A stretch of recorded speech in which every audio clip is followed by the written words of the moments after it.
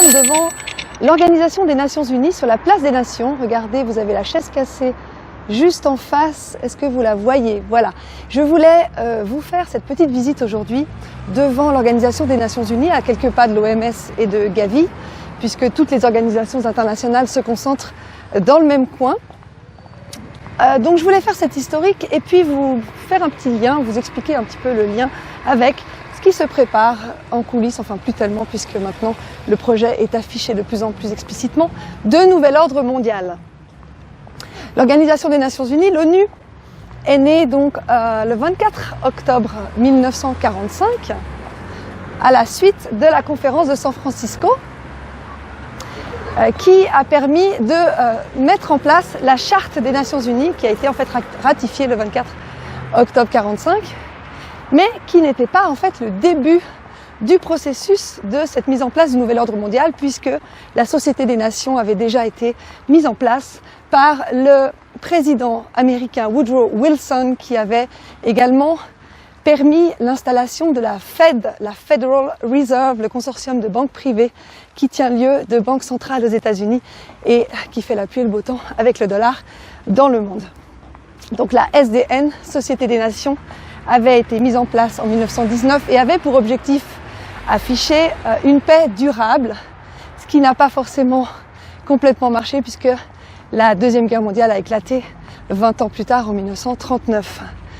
Le président Franklin Roosevelt, cette fois, a fait une déclaration et a prononcé pour la première fois le terme de Nations Unies le 1er janvier 1942 avec 26 pays, les 26 pays alliés qui étaient tous en faveur de la défaite des puissances de l'Axe qui sont l'Allemagne, le Japon et l'Italie durant donc la Deuxième Guerre mondiale. Et cette déclaration a finalement abouti sur la Charte des Nations Unies qui a été ratifiée donc le 24 octobre 1945 avec le dernier participant, la Chine. Et à ce moment-là déjà, les 5 pays qui avaient le droit de veto sur les décisions mondiales qui allaient constituer ensuite le Conseil de sécurité avaient déjà leur mot à dire. Il s'agit de la Russie, des États-Unis, du Royaume-Uni, de la Chine, de la France et voilà, il y a 5 pays. Je laisse passer les motos parce qu'il y a un petit peu de bruit, je me déplace un petit peu pour la lumière. Mais revenons un petit peu en arrière pour parler de justement ce qui s'est passé durant la Deuxième Guerre mondiale, ce que j'aurais bien voulu apprendre à l'école, mais que j'ai découvert ensuite par mes propres moyens.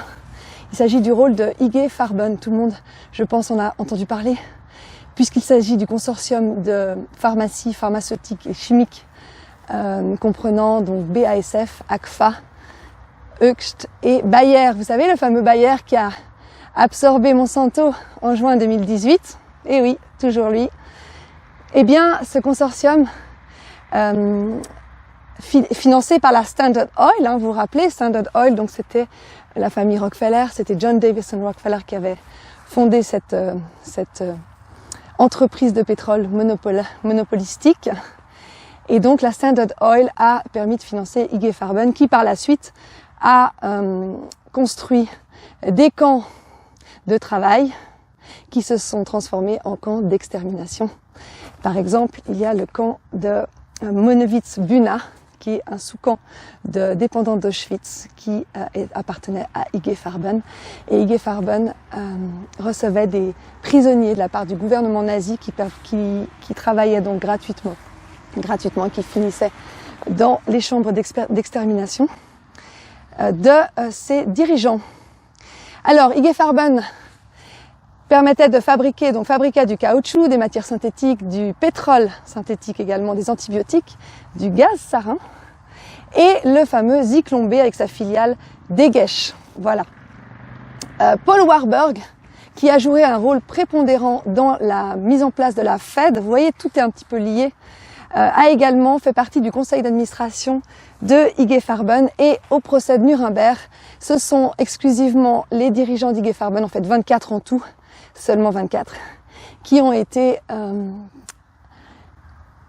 sont arrivés au procès, qui ont été condamnés, qui ont été accusés, puis condamnés pour seulement 19 d'entre eux. Donc il y a eu 12 condamnations à mort et 7 peines de prison à perpétuité. Voilà pour ce qui est de la petite rétrospective sur IG Farben. Revenons à l'ONU. L'ONU comprend donc 193 pays, donc quasiment la totalité des pays dans le monde. Il y en a à peu près 201 ou 210, ça dépend des sources. Et puis, en comptant les territoires, bien sûr. Et donc se compose de plusieurs fonds de financement, dont l'UNICEF, d'organisations spécialisées comme l'OMS, le FMI et la Banque mondiale, et également des organisations apparentées dont fait partie l'OMC, qui ne se trouve d'ailleurs pas très très loin, un peu plus loin, vers le lac là-bas. Donc là, on est entre l'entrée sud et l'entrée ouest de l'ONU, et je reprendrai ma route tout à l'heure, après les quelques citations que je voulais vous donner. Donc l'ONU, revenons toujours à elle, a 4 sites. On a celui de New York, le plus important, celui de Genève où nous sommes ici, celui de Vienne et celui de Nairobi au Kenya. Et son organe décisionnel est le Conseil de sécurité dont je faisais état tout à l'heure, dont les 5 membres permanents sont précisément ceux dont je parlais avant, la France, le Royaume-Uni, les États-Unis, la Chine et la Russie.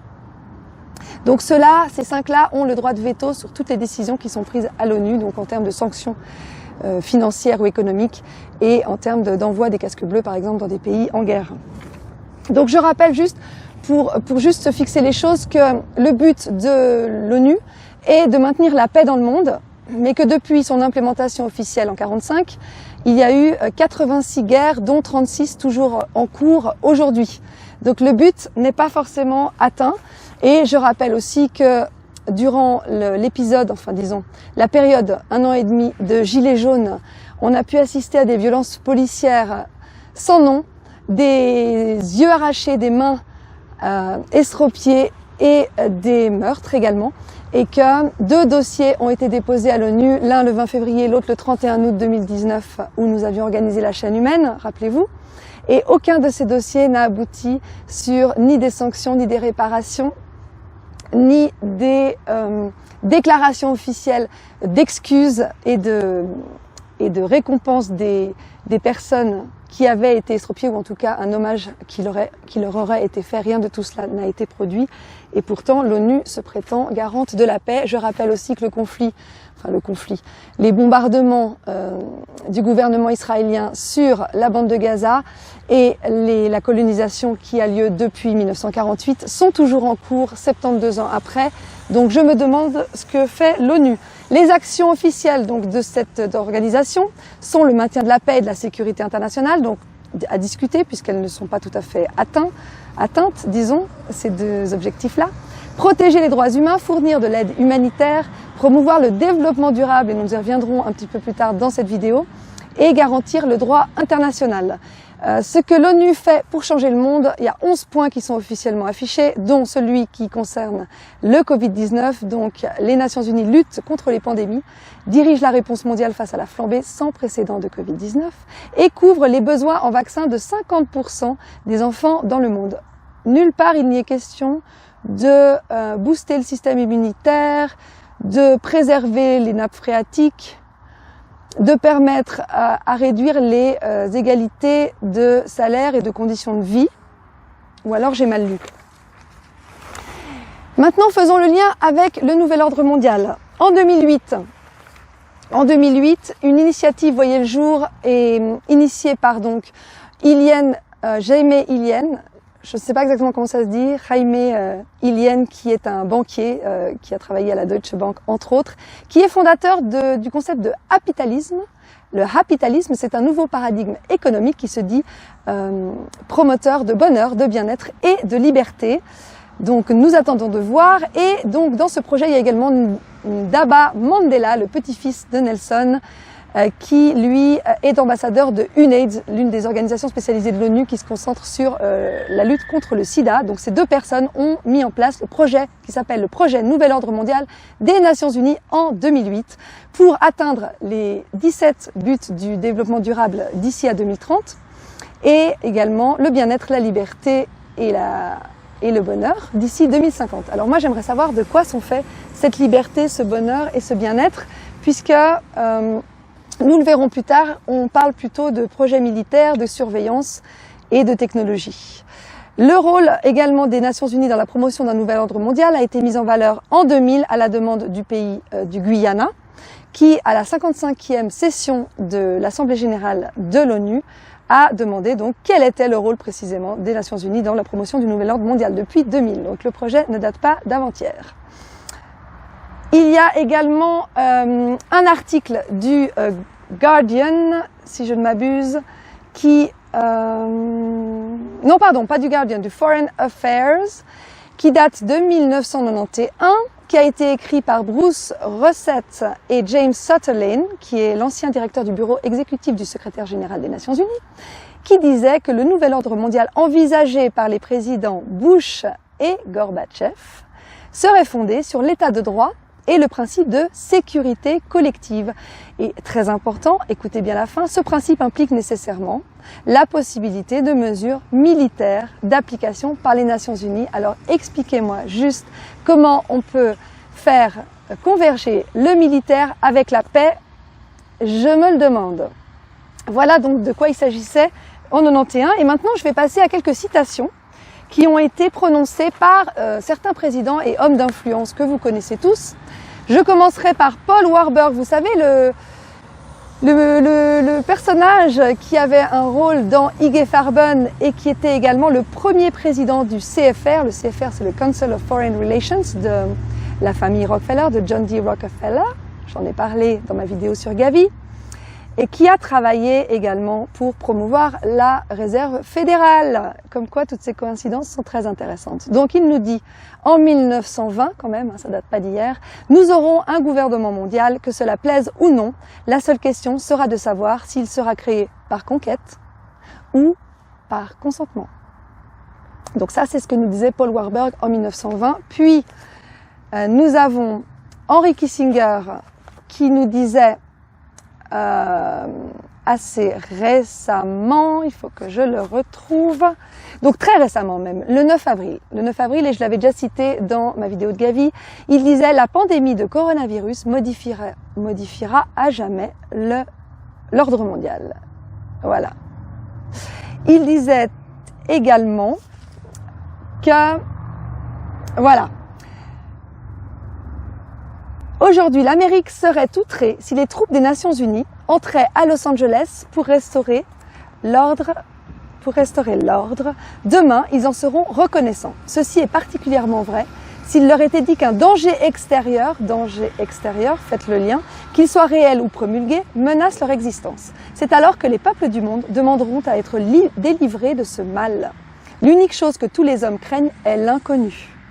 Confrontés à ce scénario, les droits individuels seront volontairement abandonnés au profit de la garantie de leur bien-être, assurée par qui? Par le gouvernement mondial.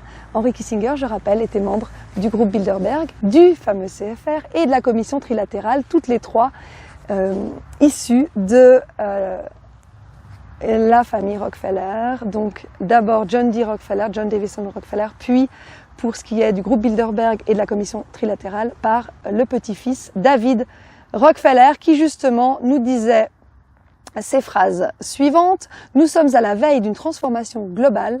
Tout ce dont nous avons besoin est une bonne crise majeure et les nations vont accepter le nouvel ordre mondial. Une bonne crise majeure, je vous rappelle qu'on traverse une crise qui dure depuis 8 mois, qui s'appelle le Covid-19. Il disait également cette phrase que j'ai retenue, disons que je voulais absolument vous citer parce qu'elle est un petit peu longue, mais elle est très très significative et elle s'adresse également aux médias. Faites des liens s'il vous plaît. Nous sommes reconnaissants au Washington Post, au New York Times, Time Magazine et d'autres grandes publications dont les directeurs ont assisté à nos réunions et respecté leurs promesses de discrétion depuis presque 40 ans. Il nous aurait été impossible de développer nos plans pour le monde si nous avions été assujettis à l'exposition publique durant toutes ces années. Mais le monde est maintenant plus sophistiqué et préparé à entrer dans un gouvernement mondial. La souveraineté supranationale d'une élite intellectuelle et de banquiers mondiaux est assurément préférable à quoi? À l'autodétermination nationale, donc à la souveraineté nationale, avec des gouvernements, ce qu'on a actuellement, pratiquée dans les siècles passés. Voilà pour ce qui est des citations des mondialistes. Et puis maintenant, j'en viens au président qui nous ont annoncé tout cela de façon assez claire depuis plusieurs décennies. On a par exemple le père Bush, George Bush, qui nous parlait le 11 septembre 1990 devant le Congrès américain. Il nous disait « Lorsque nous serons victorieux, et nous le serons, nous aurons une réelle chance avec ce nouvel ordre mondial, un ordre régi par un conseil crédible qui tiendra enfin son rôle et maintiendra la paix, afin d'accomplir la promesse et la vision des fondateurs des Nations Unies. » Vous voyez le lien ? Puis Nicolas Sarkozy lui emboîtait le pas le 16 janvier 2009 à l'Élysée à Paris et il a scandé son discours avec ces mots « On ira ensemble vers ce nouvel ordre mondial et personne, je dis bien personne, ne pourra s'y opposer. » Je vous laisse réfléchir. François Hollande réitérait l'exercice en disant en 2012, le 25 septembre 2012 à l'AG, à l'Assemblée Générale de l'ONU, « La France veut que l'ONU soit le centre, le cadre de la gouvernance mondiale. » Emmanuel Macron lui emboîtait de nouveau le pas également à l'Assemblée Générale de l'ONU, mais cette fois en 2018, le 25 septembre. Il a rappelé la nécessité de s'attaquer aux causes des déséquilibres mondiaux que sont les inégalités, pour pouvoir bâtir un nouvel ordre mondial. Barack Obama, j'ai oublié de vous le citer, il disait donc celui-ci en 2015, quant à l'ordre international, cette fois il ne l'appelle pas le nouvel ordre mondial, il l'appelle l'ordre international, quant à l'ordre international que nous avons élaboré pour les générations à venir, les hommes et les femmes ordinaires ont un esprit trop étroit pour gérer leurs propres affaires. C'est quand même fort de dire ça, hein ? Cet ordre et ce progrès ne peuvent venir que par la soumission complète des individus et de leurs droits à un souverain tout-puissant. Donc là, Barack Obama ne s'est pas gêné avec les mots, il a été extrêmement explicite. Il explique que les hommes et les femmes ne sont pas aptes à s'occuper de leur vie et qu'il faut un souverain au-dessus d'eux pour s'en occuper à leur place avec leur complète soumission. Je rappelle aussi que Netanyahou, en mai de cette année, a dit qu'il utilisera les nouvelles technologies jusque-là jamais utilisées. Je fais le lien avec les puces, les fameuses puces, vous savez, pour lesquelles on me dit que je suis une complotiste. Donc il disait, des puces sous-cutanées seront implantées dans le corps des enfants. Il disait également, les dirigeants des pays ont réalisé que c'était le bon moment pour créer le nouvel ordre mondial. Je complète avec Jacques Attali, vous savez, l'homme qui murmure à l'oreille des présidents depuis Mitterrand. Il a dit le 3 mai 2009 dans son billet d'humour, pardon, pas d'humour parce que malheureusement c'est pas de l'humour, dans son billet d'humeur de l'Express, il disait ceci. L'histoire nous apprend que l'humanité n'évolue significativement que quand elle a vraiment peur. Il ne faudra pas oublier, comme pour la crise économique, d'en tirer les leçons pour qu'avant la prochaine, inévitable, on mette en place des mécanismes de prévention et de contrôle et des processus logistiques de distribution équitables des médicaments et de vaccins. On devra pour cela mettre en place une police mondiale, un stockage mondial et donc une fiscalité mondiale. On en viendra alors beaucoup plus vite que ne l'aurait permis la seule raison économique à mettre en place les bases d'un véritable gouvernement mondial. Et il ajoute en septembre 2010, on peut rêver d'un Jérusalem devenant capitale de la planète qui sera un jour unifié autour d'un gouvernement mondial. C'est un joli lieu pour un gouvernement mondial. Voilà ce qu'il nous prépare. Je finirai avec cette intervention de Vladimir Vassilievitch Kvashkov, difficile à dire, ex-agent du renseignement russe, qui nous disait il y a quelques mois: ce coronavirus est une stratégie politico-économico-militaire pour contrôler et réduire la population. Je ne fais que citer des personnes qui se sont exprimées.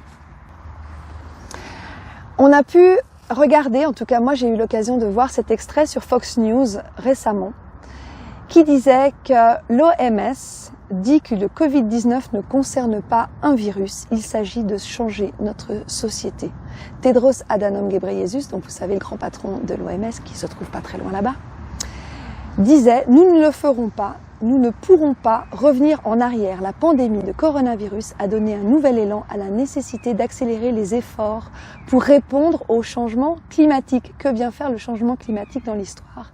Eh bien, le changement climatique a la même vocation que le Covid-19. Les deux sont un prétexte utile pour le contrôle social des masses.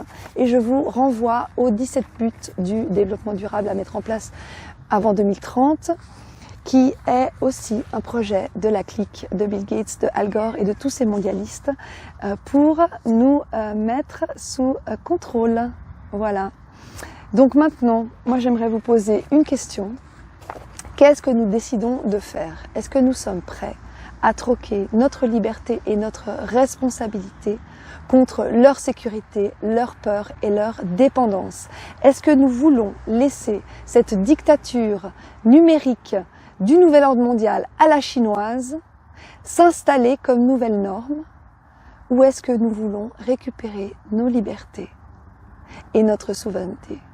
Est-ce que nous voulons rester des enfants soumis, ou est-ce qu'une fois pour toutes, nous voulons devenir des adultes responsables et autonomes et surtout libres?